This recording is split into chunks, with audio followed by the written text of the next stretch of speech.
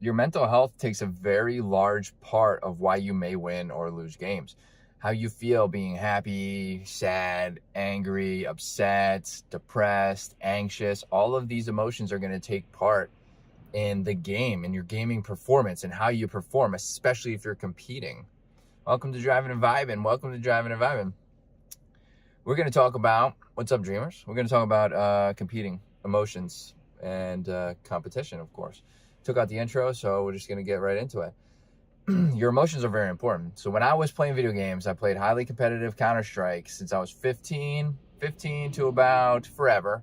And I still kind of dabble in it. I'm itching to go back. But I will say my emotional state took a very large toll on why my performance would fluctuate. It is very known that if you are depressed, anxious, if your mind is rolling with all of these thoughts and your mindset is kind of not, like, if you're not fully focused on the game, and this doesn't just go with game, this goes with everything. If you're not fully focused on what you're doing, your mind might start wandering, your focus, veers off away from the game. Your gaming performance or whatever task you're doing is going to temporarily go down, right? So you might get unfocused for a minute and then you might not outplay that opponent. Like, let's say you're in a 1v3 situation and you're just not, like, you didn't kind of prepare yourself mentally before the game. And now we'll say your cognition slips, you're starting to think about something else while you're in a clutch moment, and you get outplayed because maybe you weren't 100% focused. Maybe the days that you were 100% focused, which maybe those days happen more often than not, you outplay those, and you can outplay those opponents. Now you didn't outplay this opponent. You lost this round. Now you're going to dwell on that, right? So your mind was already racing. Now you're going to dwell on that. And it's a cascade effect. Now the rest of the game, you're going to be kind of distraught because or at least until you make up for that loss of clutch, which may not happen. And then your gaming performance may suffer the rest of that game. This is very important during your competition. So my mind was all over the place. I used to be very angry. I suffered from anger and depression. I did see a therapist. I think therapists are very good tools.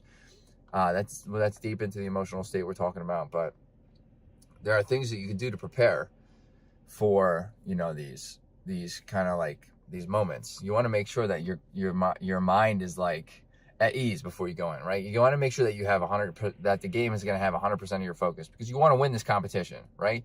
If you're playing competitively with a team, or you're playing a competition, let's say like whatever, Battle Royale in Fortnite or whatever it is, you're playing by yourself, you want to make sure you're 100% there, right?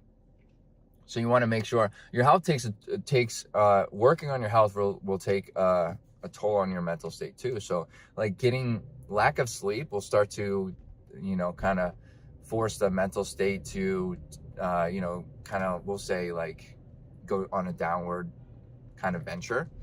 So if you're like not sleeping very well and you're very tired, you're fatigued, you're gonna start feeling that not only physically but emotionally.